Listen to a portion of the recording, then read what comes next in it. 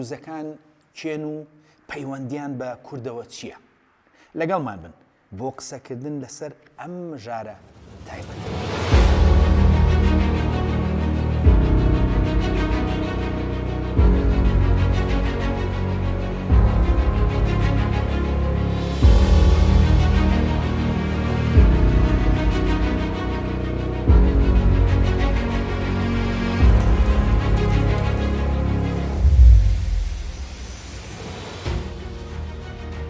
لەم ڕۆژانەدا ڕۆژاوای کوردستان و سووریا و بوون بە سەردێڕی هەواڵەکانی جیهان لە تەکیدا دروزەکانیش بە هەمان شێوە و زۆرجار دروزەکانە بینین کە ئاڵا ڕەنگە و ڕەنگەکەیان هەڵدەکەن و لە ناویشماندا زۆرجار دەڵێن کە گوایە ئەوان کوردن، بەڵام لە دەرەوەی ئەڵێندا بابزانین دروزەکان چێن، ئاینەکەیان چۆنە و مێژویان چۆنە، هەروەها بزانین پەیوەندیان بە کوردەوە چییە؟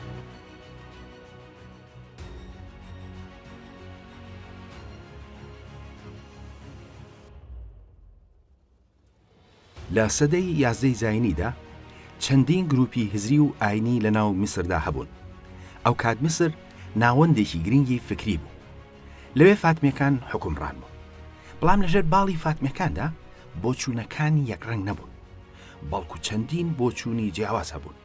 لە ڕاستیدا لەژێر باڵی عەباسیەکانیشدا بەو شێوەیە بوو. کورد لەو سەردەمەدا کاریگەریان لە میسر و شامدا گەورە بوو. ئەو کاریگەریە هزری و سەربازیش بوو. هەر لەبەر ئەوە بوو ئیبن سالار یان کوڕی سالار لە ساڵی 1049دا بوو بە وەزیری دەوڵەتی فاتمی. دەوڵەتی فاتمی هەرچەندە دەوڵەتێکی شیعی بوو، بەڵام کوڕی سالار شافعی کورد بوو. ئەو یەکەم جار سەرکردەی سەربازی بوو لە سوپای خەلیفەی فاتمیدا. دواتر بە پلەکانی دەسەڵاتدا سەرکەوت و نزیکی 20 ساڵ پێش سەلاحەدینی ئەیوبی ئەو بوو بە وەزیری دەوڵەتەکە. خەلیفەکە تەمەنیشی کەم بوو، دەسەڵاتێکی سمبڵی هەبوو. دەسەڵاتەکە زیاتر لای کوڕی سالاری وەزیری کورد بوو. واتە کورد لە میسر پێش سەلاحەدین و دەوڵەتی ئەیوبی لە دەسەڵاتدا بوون. لەم بەرنامەیەدا لەبەر سنووری کاتەکە نامانوێت بگەڕینەوە بۆ سەردەمی دێرینتر کە سەردەمی هەزەبانیەکان بوو. ئەوان 2000 ساڵ لەمەوبەر دەسەڵات و کاریگەریان گەشت بووە میسر. ئێمە دەمانەوێت لە چوارچێوەی باسی دروزەکانە بمێنینەوە. لە هەمان کاتدا بە مەبەستی تێگەیشتن لە سەرەتای ڕووداوەکان ویسمان ڕۆڵی کورد و کاریگەریان لە وڵاتەدا بخەینە ڕوو. سەرەتای دروزەکان بە کەسێک دەست پێ دەکات لە ناو میسر بە ناوی محەممەدی دروزی. ئەم پیاوە لە سەدەی 11هەمی زاینیدا ژیاوە و زۆر سەبارەت ڕەگ و ڕیشەی نازانێت. بەڵام کرۆکی بانگەشەی ئەو لە ئاینەکەدا کە بەرچاو بووە ئەوە بوو کە لای ئەو خەلیفەی فاتمی حەکیم شێوەی خودا بووە لەسەر زەوی. واتە بیرروبڕوای خوداوەندی خەلیفە حەکیمی فاتمی هێناوەتە ئارەوە. ئەم ڕوانگەیە لەگەڵ هێڵی گشتی فکری ئاینی میسردا نەدەگونجاو بوو بەهۆی هەندێک پشێوی.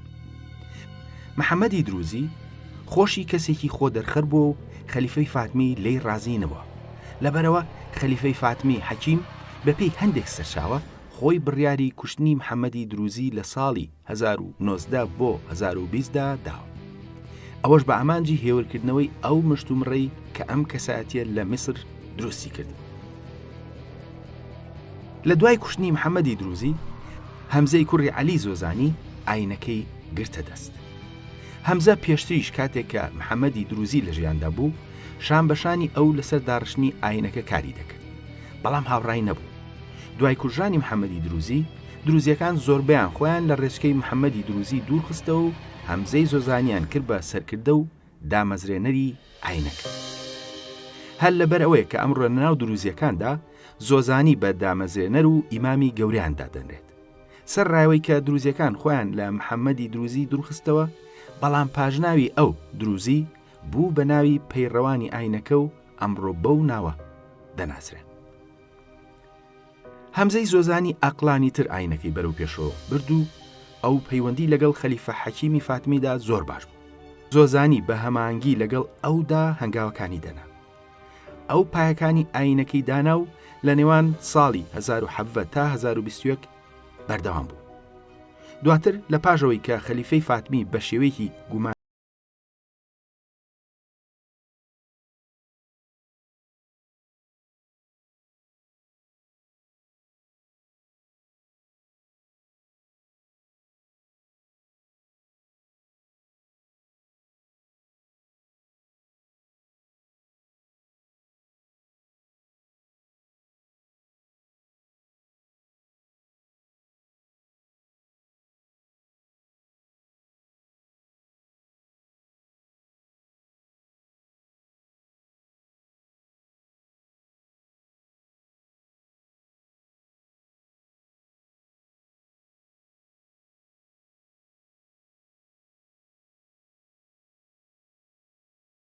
ئاینەکە بووە. بەڵام هەر لە سەرەتاوەم ئاینە ڕوبەڕووی دژایەتیەکی گەورە بوو، تەنانەت هەوڵی ڕەشەکوژی پەیڕەوانیشی درابوو. لەبەرەوە بە ئامانجی خۆپاراستن زۆر ڕووی ئاینەکە بە نهێنی لە خەڵک هێڵرایەوە. بەو جۆرە ئاینەکە هەرچەندە لە سەرەتادا ئاینی بڵاوکردنەوە بوو، بەڵام دواتر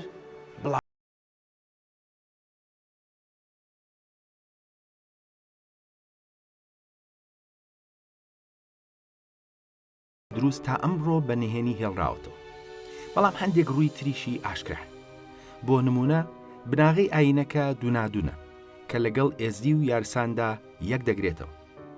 ئەوان پێیان وایە کە لەش دەمرێ، دەنا ڕۆح دەگوێزرێتەوە لە کەسێکەوە بۆ کەسێکی تر. ئەم بۆچوونە لە ناو ئێزدیەکاندا بە کراسگۆڕین دەناسرێ و لای دروزەکان وشەی تەقەموسی عەرەبی بەکاردێنن کە ماناکەی دەبێتە کراس یاخود پۆشاک لەبەرکردن، کە بەنزیکی هەر هەمان مانای کراسگۆڕینی ئێزدیەکانی هەیە. ئەوەی کە خوداوەند لە جەستەی کەسێکدا دەردەکەوێت، ئەو لایەنەشیان هاوبەشە لە تەک ئاینی ئێزدی و یارسانیدا و ئەوانیش هاوشێوەی یارسان و ئێزدی زۆر لاینی ئاینەکان باشارەوەی هێشتۆتەوە.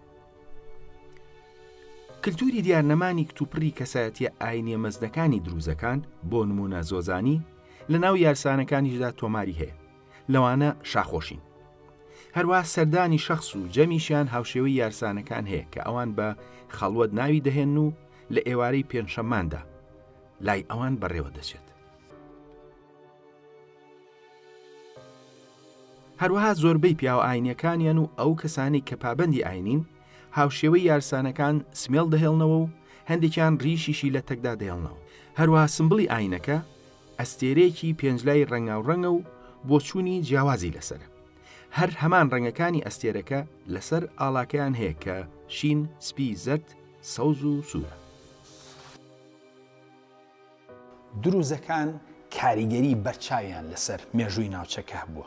ئەوان لەو شوێنانەی کە تێیدا بوون و دەکەوێتە نێوان سووریا و ئیسرائیل و لوبنان ڕۆڵی گەوریان لە ڕووداوەکاندا هەبوو. جا بوو ئەوەی لەو ڕۆڵ و کاریگەریە بگەین دەبێت ئاشنای مێژووی دروزەکان ببین. وەک لە سەرەتایی بەرنامەکەدا ئاماژەی پێکرا، ئەوان نزیکی 1000 ساڵ لەمەوبەر لەلایەن هەمزەی زۆزانیەوە بناغی ئاینەکان داڕێژراوە. بزوتنەوەکە لە سەرەتادا وەک ئاینێکی نوێ تووشی چەند کێشەیەک بوو. ئەوان لەلایەن فاتمی و سونیەکانیشەوە دوژمنایەتی دەکران، لەبەرەوە دەبوو خۆیان لەگەڵ ئەو هەلومەرجە سەختە بگونجێنن. دروزەکان پێش میسر لە ناوچەکانی لوبنان، سووریا و ئیسرائیلدا هەبوون و دواتریش گەڕانەوە بۆ ئەوێ. ئەوان لە ناوچەکانی جەبەل لوبنان لە لوبنانی ئەمڕۆ و لە جەبەل دروس لە سووریای ئەمڕۆ و لە جۆلان و جەلیلیش کە ئەمڕۆ لە ئیسرائیلدایە دەرکەوتت کە هەموو ناوچەکە بە شام دەناسرا. هەموو ئەم ناوچانش کە ئەوان تێدا بوون بەگشتی ناوچەی چیایی و بەرزایی بوون. لە سەردەمی ئەیوبیەکاندا ئەوان لە ناوچەی خۆیان مابوون، بەڵام وردەکاری پەیوەندیان لەگەڵ ئەیوبیەکان و ڕۆڵیان لە سەرچاوەکاندا ڕوون نییە و شتێکی ئەوتۆ سەبارەتیان نازانرێت. دیارە وەک میر و دەسەڵاتداری کورد ڕۆڵیان لە دەوڵەتەکەدا هەبوو. دواتر کە مەملوکەکان شامیان گرت، هەوڵیاندا ئەوان بخەنە ژێر ڕکێفیانەوە، بەڵام ئەوان شەڕکەر بوون و خۆیان نەدا بەدەستەوە، لەبەرەوە بە نیمچە سەربەخۆیی لە ناوچەکانی خۆیاندا حکومڕان بوون. لە سەدەی 16 و 17ەوە میرنشینی دروزەکان لە جەبەل لوبناندا میرنشینێکی بەهێز بوو لە ناوچەی خۆیاندا. هەرچەندە شام بەگشتی عوسمانیەکان حکومڕانیان دەکرد، بەڵام دروزەکان بە نیمچە سەربەخۆیی مابوونەوە و هێزی سەرەکی ئەو ناوچەیە بوون. سەردەمی ترۆپکی بەهێزی ئەوان لەژێر سای میرێکیان بوو بە ناوی فەخرەدینی دووهەم کە لە ساڵی 1585دا لەدایک بوو. ئەم میرە میرنشینەکەی زۆر بەهێز کرد و ناوچەیەکی گەورەی لوبنانی حکومڕانی دەکرد. ئەمجا پەیوەندی لەگەڵ وڵاتە ئەوروپیەکانی وەک ئیتالیا، فەرەنسا و پاپای فاتیکان و چەند دەوڵەتێکی تر دروست کرد. ئەو سوودی لە ئەوروپیەکان بینی لە کاری بیناسازی و پتەوکردنی لایەنی ئابووری میرنشینەکەدا. ئابووری میرنشینەکەی بەرەو پێشەوە برد و لە ژێرسایەی حکومڕانی ئەودا موسڵمان و دروز و کریستیان دەژیان. بەهێزی میرنشینەکەی و پەیوەندی لەگەڵ ئەوروپیەکاندا بوو بەمای نیگەرانی عوسمانیەکان. بۆیە لە ساڵی 1613دا عوسمانیەکان هێرشیان کردە سەر میرنشینەکەی و لە ئەنجامدا ئەو هەڵهات بۆ ئیتالیا و 5 ساڵ لەوێ مایەوە و دواتر گەڕایەوە بۆ لوبنان. سربەخۆیی میرنشینەکەی فەخرەدین عوسمانیەکانی تووڕە کردبوو. دواتر دوای شەڕێکی زۆر توانیان دەستگیری بکەن و لە ساڵی 1635دا لە ئەستەمبوڵ لە سێدارەدرا. ئەمڕۆ فەخرەدین بە دامەزرێنەری بناغی دەوڵەتی لوبنانی نوێدانەرێت. ئەوە جگەلەوەی بڕوای دروزەکانی بەخۆیان زیاد کرد لە کاریگەری و حکومڕانی لە ئاستی نێودەوڵەتیدا. بەڵام کێشەی نێوان دروزەکان و عوسمانیەکان بە لە سێدارەدانی فەخرەدین کۆتایی نهات، بەڵکو دواتریش بەردەوام بوو. لە سەدەی 20دا بنەماڵی ئەترەش کە دروزی بوون هەمیژە دژی عوسمانیەکان لە جەنگدا بوون. دواتریش کە فەرەنسیەکان حکومڕانی سووریایان گرتە دەست، سوڵتان ئەترەش بوو بە سەرکردەی گەورەی شۆڕشی سووریا دژی فەرەنسیەکان. دوای سربەخۆیی سووریا، سوڵتان ئەترەش وەک پاڵەوانی نیشتیمانی لە وڵاتی سووریا مامەڵەی لە تەکدا دەکرا. بەو جۆرە سوڵتان ئەترەش گەورەترین و بەهێزترین کەسایەتی سووریا بوو لە دژی فەرەنسیەکان و بەگشتی دروزەکان ڕۆڵی سەرەکیان لە مێژی سووریا و لوبناندا هەبووە، نەک عەرەبەکان. لە دوای دروستبوونی دەوڵەتە نوێکانی سووریا و لوبنان و ئیسرائیل، دروست لە لوبناندا بە سەرکردایەتی جانپۆڵادەکان بوون بە هێزی گرنگ لە وڵاتەدا. کەمال جانپۆڵاد و دواتریش دوای مردنی کوڕەکەی وەلی جانپۆڵاد ڕۆڵی گەورەیان هەبوو لە گۆڕەپانی سیاسی لوبناندا و ئەمڕۆژ وەلیت هێشتا ئەو ڕۆڵەی لە لوبناندا ماوە. بەو جۆرە دروزەکانی لوبنان و سووریا لە 500 ساڵی ڕابردوودا ڕۆڵی سەرەکیان لە ڕووداوەکانی ناوچەکەدا بینیوە و ئەوان هەمیشە ویستویانە بە سربەخۆیی و تایبەتمەندی خۆیان بژین و بێنەوە. لە ڕاستیدا ئەو ڕۆڵی ئەوان لە ناوچەکەدا بینیوانە هەرگیز عەرەبەکان ئەو ڕۆڵیان نەبینیوە. هەرچەندە لە سەدەی 20ەمەوە ناوچەکە بەهۆی سیاسەتی کۆڵۆنالیزمەوە بە عەرەبی دەناسرێت و ڕۆڵێکی درۆینە بۆ عەرەب دروستکراوە کە لە مێژوودا نەبووە. جگەل لە دروزەکانی لوبنان و سووریا، دروزەکانی ئیسرائیل کە لە جەلیل بوون بە هاوڵاتی وڵاتەکە و وەک هاوڵاتیەکی ئیسرائیل خزمەتی سەربازیش دەکەن. بەڵام ئەوانەی جۆلان لە نێواندا ماونەتەوە و هەلومەرجی ژیانیان هاوشێوەی هەلومەرجی ناوچەی جۆلانە کە هێشتا بە تەواوی یەکلا نەکراوە. لە ئوردونیش ژمارەیەکی کەم دروست هەیە، بەڵام بەهۆی کەمی ژمارەیان کاریگەری ئەو تویان نییە. ئەمەی کە باسکرا مێژوویەکی سادەی دروزەکان بوو، ئەوەی کە ڕوونە میری دروزەکان ڕۆڵێکی گەورەیان لە ناو کۆمەڵگەکەی خۆیان و لە مێژووی ناوچەکەدا هەبووە. ئێمە لەم بەرنامەیەدا ئاماژە بە دوو بنەماڵەی میرانی دروزەکان دەکەین، ئەوەش لەبەرەوەی لە سەرچاوە مێژوویەکاندا وەک دوو بنەماڵەی میرانی کورد مامەڵەیان لە تەکدا کراوە.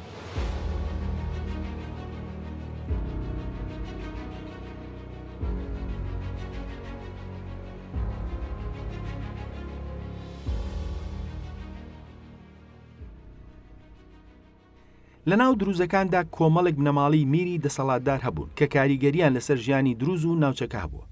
یەکێک لەوانە بنەماڵەی جانپۆڵادە. خۆشبەختانە سەرچاوی لوبنانی پێش سەدەی 20ەم هەیە لەسەریان کە ئاماژە بەوە دەکات ناوەکەیان لە بنەچەدا جانپۆڵاد بووە و بە عەرەبی کراوە بە جونپۆڵاد. ناوەکە کوردیەکی ڕوونە کە مانای جانپۆڵاد دەدات. هەرچەندە ئەوان لە نزیکی ساڵی 1600ەوە مێژویان تۆمار کراوە، بەڵام بنەچەی خۆیان گەڕاندۆتەوە بۆ بنەماڵی ئەیوبی کورد و باپیرەی گەورەیان ناوی جانپۆڵادی کورد بووە. بەپێی سەرچاوە لوبنانیەکان، حکمی جانپۆڵادەکان سەرەتا لە حەلەبدا بوو. هەندێک لە بنەماڵەکە لە ئەستەمبوڵیشدا دەسەڵاتدار بوون. لە ڕابردوودا زۆربەی کات حەلەب بەدەست کوردەوە بوو و ئەوە لە پێش ئیسلام و لە دوای ئیسلامیش بەو جۆرە بووە. لە سەردەمی نوێتردا خێزانەکە دەسەڵاتیان گوێزراوەتەوە بۆ جەبەل لوبنان یا چیای لوبنان و لە سەردەمی عوسمانیدا کاریگەری زۆریان هەبوو. دواتر لە سەدەی 20دا کەسایەتیشیان بە ناوی کەمال جومبوڵات پارتێکی دامەزران کە کاریگەری سەرەکی لە گۆڕەپانی سیاسەتی لوبناندا هەبوو. دواتر لە ساڵی 1970دا کوژرا و وەلیدی کوڕی دوای ئەو شوێنی گرتەوە و ئەم ڕۆژ هەر کاریگەری ماوە. بنەماڵەکە ئاماژیان بە کوردبوونی خۆیان کردووە و وەلید جانپۆڵات بە تایبەت سەردانی میری ئیزیدیانی لە لالشت کردووە. بەپێی هەندێک سەرچاوە میر تەحسین بەگ و وەلید جانپۆڵات هەردووکیان دەگەڕێنەوە بۆ بنەماڵی جانپۆڵاتە کوردەکان. ئەمە جارێکی تر هاوڕەگەزی دروزەکان لەگەڵ نەتەوەی کورد و هاو ئاینیان لەگەڵ ئاینە کوردیەکان دووپات دەکاتەوە. بنەماڵەی دووهەم ئامادیەکانن. ئەوانی ژوەک جانپۆڵاتەکان لە سەرچاوەکاندا بە کورد ناویان هاتووە. بەپێی سەرچاوە لوبنانیەکانی پێش سەدەی 20م باپیرەیان لە ئامێدی کوردستانەوە چوون بۆ لوبنان و دواتر ئەوانیش لە ناوچەی چیای لوبنان بوون بە حکومڕان. بنەچەی ناوەکەشیان بەپێی سەرچاوە لوبنانیەکان گەڕێنراوەتەوە بۆ شارۆچکەی ئامێدی لە باشووری کوردستان بێ ئەوەی کە بنووسرێت کەی چوونەتە لوبنان. چەند بنەماڵێکی تری دروزی گرنگ و حکومڕان لە ناویاندا هەیە. بۆ نمونە بنەماڵی ئەترش کە هەندێک ناوەکەیان دەگەڕێنەوە بۆ ئەتروشیەکانی باشووری کوردستان، بەڵام بەڵگەنامەی ڕوون لەسەر ئەوە نییە. ئەوان بەهۆی هەلومەرجیانەوە زۆربیان خۆیان دەگەڕێنەوە بۆ بنەچێکی عەرەبی کە دواتر زیاتر ئاماژە بەم بابەتە دەکەین.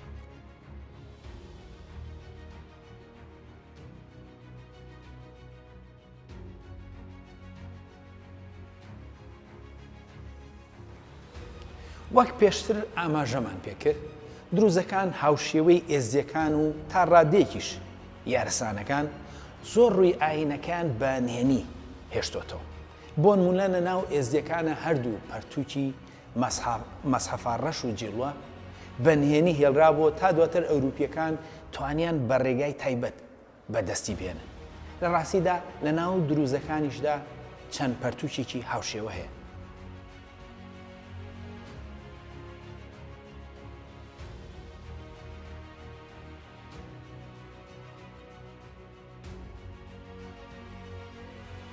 دروزەکان کۆمەڵێک پەرتووکیان هەیە. گرنگترینیان نامەکانی حکمت یاخود ڕەسایل الحکمت کە هەمزەی زۆزانی و چەند کەسێکی تردایان ناون و کرۆکی فکر و فەلسفەی ئاینەکە لە خۆ دەگرێت.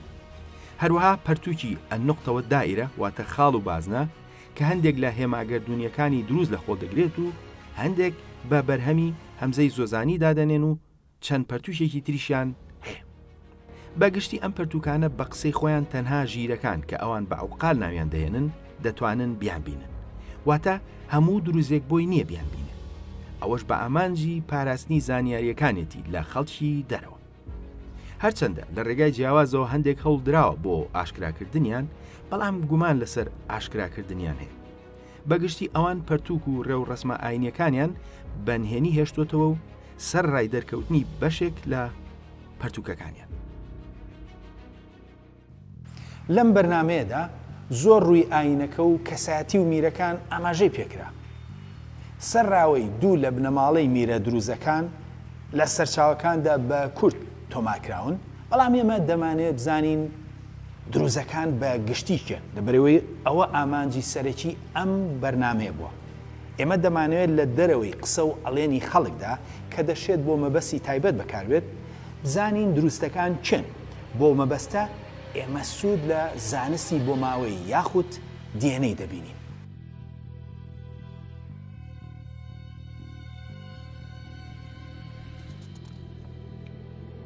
خۆشبەختانە لەم ساڵانەی دواییدا زانستی بۆ ماوەی زۆر پێشکەوت و زۆر لایەنی شاراوەی خەڵک و گروپە جیاوازەکان کەوتۆتە ڕوو.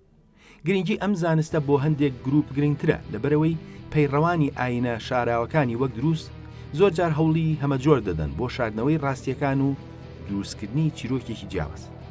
ئامانجیش لەم چیرۆکانە ئەوەیە کە خۆیان لە مەترسی بپارێزن و بەردەوامی بە خۆیان بدەن. ئەوان لە سەرەتای دروستبوونیانەوە لەژێر هەڕەشەی لە ناوچووندا بوون. لەبەرەوە هەموو ڕێگەیەکیان گرتووەتە بەر بۆ خۆپاراستن و ئەوەش مافی سەرەتایی مرۆڤە. یەکێک لەو توێژینەوە هەمەلایەنانی کە لەسەر دروزەکان کراوە لە ساڵی 2016دا ئەنجام دراوە. توێژینەوەکە لەلایەن 4 توێژەرەوە ئەنجام دراون کە سەر بە زانکۆکانی بەریتانیا و ئەمریکا و وڵاتی هەندن. ئەنجامی لێکۆڵینەوەکە ڕاگەیاندراوە بەوەی کە لە ڕووی بۆ ماوەیەوە دروزەکان پەیوەستن بە خەڵکی زاگرۆس بەگشتی و بە تایبەتی ناوچەی دەوروبەری دەریاچەی وان و چیاکانی نێوان باکوور و باشووری کوردستان. سەیرەکە لەوەدایە زاگرۆس وڵاتی کوردە و بە تایبەت دەوروبەری وان لە سەرەتای شارستانێتەوە بە کوردەوە گرێدراوە. سەرڕایەوە ئەم توێژینەوەیە هیچ ئاماژە بە کورد ناکات. وەک لە ڕێگای ئەم توێژینەوەیە بۆمان دەرکەوت، دروزەکان لە ڕووی بۆ ماوەیەوە خەڵکی ناوجەرگەی خاکی کوردستان. بەڵام ئەم توێژینەوەی هاوشێوەی زۆربەی ئەو توێژینەوانەوەی کە لە سەر ڕۆژهەڵاتی ناوەڕاست دەکرێت، کورد نابینێت و هەوڵی سڕینەوەی دەدات لە توێژینەوەکەدا. سەرڕایەوە ناوی دامەزرێنەری ئاینەکە هەمزەی کوڕی عەلی زۆزانی جارێکی تر بابەتەکە پژڕاست دەکاتەوە و زانیارێ بۆ ماوەکانی توێژینەوە کەشت یەکلا دەکاتەوە. ئێمە پێشووتر ئاماژەمان کرد بە هەمزەی زۆزانی کە دامەزرێنەری ئاینەکە بووە. بە پێی ناوەکەی ئەو زۆزانی بوو و لە دایکبووی میسر نەبووە. کەچی هەموو سەرچاوەکان بێ هیچ بەڵگەیەک زۆزان دەبەستنەوە بە شوێنێک لە خوراسان. لە کاتێکدا وەک بینیمان ئەوان بە DNA خەڵکی چیاکانی زاگرۆس بەگشتی و نێوان باکووری کوردستان و باشووری کوردستانن. تەنانەت زۆرینە هەوڵ دەدەن کە بە زەوزەن بینوسن لە بری زۆزان. بە پێی توێژینەوەکەی ئاماژەمان پێکرد لە ١٧٩ DNA ئەوان دەگەڕێتەوە بۆ ناوچەی هەکاری تا باشووری کوردستان. جگەلەوە ناوی دامەزرێنەری ئاینەکە نازناوەکەی زۆزانیە و زۆزان بە تایبەت وەک ناوچەیەکی جوگرافی دەستنیشان کرا و لە مێژوودا یەک دەگرێتەوە لەگەڵ توێژینەوە زانستیەکەی DNA کە لەسەر ئەوان کراوە. سەرچاوە مێژوویەکان ئاماژیان بە زۆزان کردووە. بۆ نمونە ئیبن ئەسیر سەبارەت بە زۆزان دەڵێت. زۆزان ناوچەیەکی فراوانە لە ڕۆژهەڵاتی دیجلە.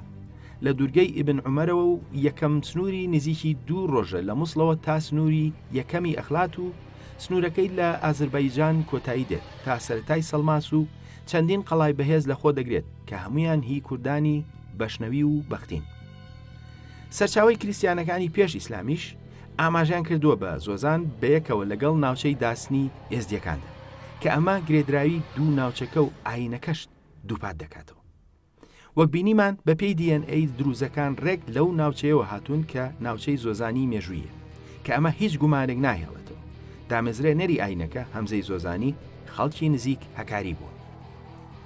جگەل لەو هەموو بەڵگانە لە ناو ئێزدیەکانە ناوی دوو پیر تۆماری هەیە، پیر ڕەکەری زۆزانی و پیر کاڤانی زۆزانی.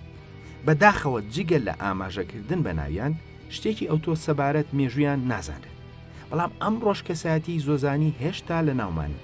لەوانە بەڕێز یوسف زۆزانی کە خەڵکی ڕۆژئاوای کوردستانە و بەشداریەکی گەورەی لە چالاکیەکانی بزوتنەوەکانی باشووردا کردووە و بنەچەی بنەماڵەکان بۆ زۆزانی باکوور دەگەڕێتەوە. لە سەردەمی ڕابردوودا بەشێکی زۆری کوردەکانی باکوور داکۆکیان لە عەلی و خەلیفەی فاتمی کردووە.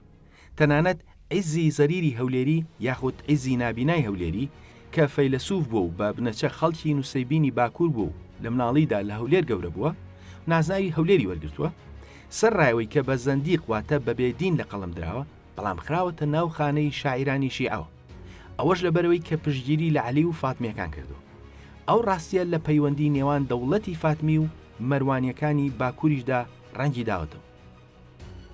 ئەم نمونانە ئەوە دەگەێنن کە بەپێی بەڵگەکان لە ڕابردوودا زۆربەی خوێنەوارەکانی باکووری کوردستان هەستێکی کوردی بەهێزیان هەبوو. بەڵام لە ئیسلامدا ئەوان وەک وەستانەوەیەک بەرامبەر بە هاتنی عەرەبەکان پشتگیریان لە خەلیفەی فاتمی کردووە. هەمزەی زۆزانیش هەر لەسەر هەمان بیر و باوەڕ بووە. بەو جۆرە هیچ گومانێک نامێتەوە لەوەی کە هەمزەی کوڕی عەلی زۆزانی خەڵکی ناوچەی زۆزانی کوردستانە و لەوێوە بە پێشینەیەکی کوردی و ڕوانگەی ئاینی کوردی و داکۆکی لە فاتمیەکانەوە چۆتە ئەوێ. ڕێکەوت نییە کە هەمان شێوەی هەڵپەچەی کوردی لەواندا بەردەوامە و ئەوە لا وێنە کۆنەکانیان دەردەکەوێت کە جلوبەرگیشیان زیاتر کوردی بوو و ژنەکانیان هەر وەک ژنی کورد سەرپۆشی سپیان وەخۆی هێشتۆتەوە و ڕەنگەکەی ناگۆڕ. لە ڕاستیدا بە درێژایی مێژوو دروزەکان بەهێزتر و کاریگەرتر بوون لە عەرەبەکان لە ناوچەکانی سووریا و لوبناندا. هەر بەهۆی ئەو ڕابردووە مێژوویەوە کە هەتاوەکو ئەمڕۆ دروزەکان ڕێیان نەداوە کە حکوومەتی نوێی سووریا بچێتە ناوچەکانی ئەوان خۆیان دەپارێزن و هەروەها ئامادەن و چەکداریشن بۆ هەموو ئەگەرێک. دروزەکان وەک زۆر گروپی تری سووریا هەست بە مەترسی ئەم حکومڕانیە دەکەن و ئەوان بە ئاشکرا دەسەڵاتی تاک ئاینی ڕەت دەکەنەوە و دژی ئەوەن کە ئەو جۆرە ڕژێمە ئاینیە لەو وڵاتەدا لە دەسەڵاتدا بێت. وڵاتەکە بە درێژایی مێژوو کورد، دروز، ئەلەوی، کریستیان و چەند گروپێکی تریشی تێدا بووە. ناکرێت کتوپڕ حکوومەتەکەی بکرێت بە حکوومەتێکی نیمچە داعشی.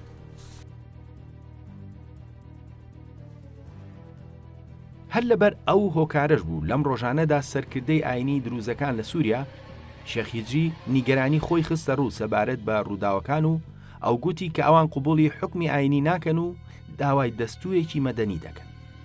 دروزەکان لە سووریا ژمارەیان نزیکی 800,000 بۆ ملیۆنێکە و لە لوبنان نزیکی 9 ملیۆن و لە ئیسرائیل 143,000 و لە ئوردنیش نزیکی 20,000 کەسێکن. ئەوانەی سووریا سنووریان بە ئیسرائیلەوە. واتە ڕاستە ژماری دروزەکان لە سووریادا زۆر گەورە نییە، بەڵام مێژووی دەسەڵاتیان لەو وڵاتەدا هەیە و پێش ئەوەی کە سووریای نوێ دروست ببێت بنەماڵەی ئەترەشی دروزیەکان گەورەترین دەسەڵاتداری وڵاتی سووریا و لوبنان بوو. دروزەکان لەبەرەوەی کە سنووریان لەگەڵ ئەلەوی و کوردانی ڕۆژئاوادا دوورە دەنا دروستکردنی بەرەیەکی بەهێز ئەو کات زۆر ئاسانتر دەبوو. بەڵام ئەم حکوومەتە نوێی کە هاتۆتە سەرکار زۆرینەیان پێشینێکی داعشی و قاعیدەیان هەیە و دنیا لە ڕوانگەیەکی تەسکی خۆیانەوە دەبینن. ئەوە وا دەکات کە دروز و کورد و عەلەویەکان هەست بە پێویستی نزیکبوونەوە لە یەکتر بکەن لە داهاتوودا بە تایبەت دروزەکان. ئەگەر دروزەکان هەست بە مەترسی بکەن لەسەر بوونیان، سنووریان لەگەڵ ئیسرائیلە و دەشێت سوود لەو هەلە وەربگرن بۆ پاراستنی کۆمەڵگەکەیان لە مەترسی ئەم حکوومەتە نوێ کە زۆر لە ئەندامەکانی پێشینێکی تونڕەویانەیە. دروزەکان کوردن و ئاینەکەشیان کوردیە. هاوبەشی ئاینەکە لەگەڵ ئاینەکانی ئێزدی و یارساندا لە زۆر ڕۆ دەکەوێتە ڕوو. سەردەمانێکیش خاچی ئەوان گرێدرایی خاچی کوردستان بوو. بەڵام لەگەڵ سەردەم و دوای دروستکردنی دەوڵەتە عەرەبیەکان لەلایەن ئەوروپیەکانەوە ئەوان لە کوردستان دابڕێنراون و ئەمڕۆ وەک خەڵکێکی نامۆ بە کورد دەکەونە ڕوو. ئەوانیش بۆ مەبەستی خۆپاراستن و لە ترسی هەڕەشەی دەوروبەر ئەمڕۆ ناسنامەیەکی عەرەبیان بۆ خۆیان داناوە.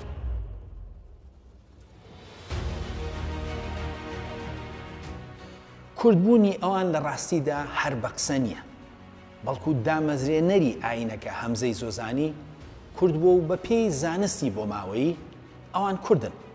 هەروەها میرە بەناوبانگەکانیان یەکێکیان جانپۆڵا و ئەوی تریان ئامێدیە. ئەمانە ناویان بە کورد تۆمار کراوە و یەکێکیان ماناکەی جانپۆڵایە و ئەوەی دووەمیان خەڵکی ئامێدیە.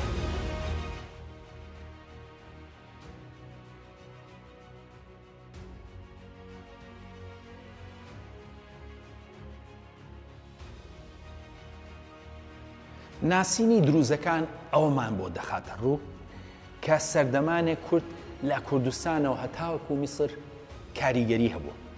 ئەو کاریگەریە هەتاوەکو سەدەی 20میش بەردەوام بووە. لە ڕاستیدا دروستکردنی دەوڵەتەکانی ڕۆژهەڵاتی ناوەڕاست لە سەدەی 20دا گەورەترین زیانی بە کورد گەیاندووە.